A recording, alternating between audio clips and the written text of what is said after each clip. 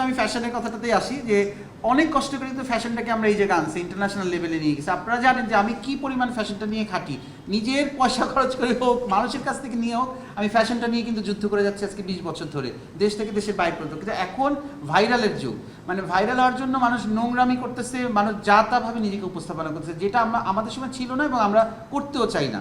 মানে আমাদের এই জেনারেশনটা এমন একটা জেনারেশন, এখনও আমরা মনে করি সৌভাগ্যবান যারা কিনা কাজকে বিশ্বাস করি, কাজ দিয়ে মানে এখন পর্যন্ত টিকে আছি কোনোভাবেই। যে ভাইরাল এটা আসছে, যে এখন একটা নেগেটিভ টাইম চলছে।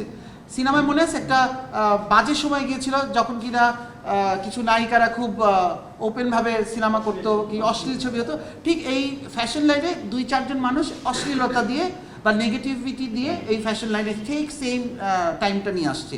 এই টাইমটাও কিন্তু কেটে যাবে। ওই টাইমটার নায়িকারা কি আর আছে এখন? নিশ্চয়ই নেই। তাদেরকে দেখলে আমরা কিন্তু থুতুই মারি, কিন্তু আমরা কিন্তু শাবনূর, মৌসুমী বা পূর্ণিমা, তাদেরকে দেখলে কিন্তু আমরা শ্রদ্ধা করি। সো ব্যাপারটা কিন্তু এখন সেম হচ্ছে ফ্যাশনের লাইনে। তো একটু ওয়েট করেন, কিছুদিন পরে এরাও ভেসে যাবে। সো কখনোই যে ভাইরাল জিনিস ভাইরাসের মতো আসছে, চলে যাবে।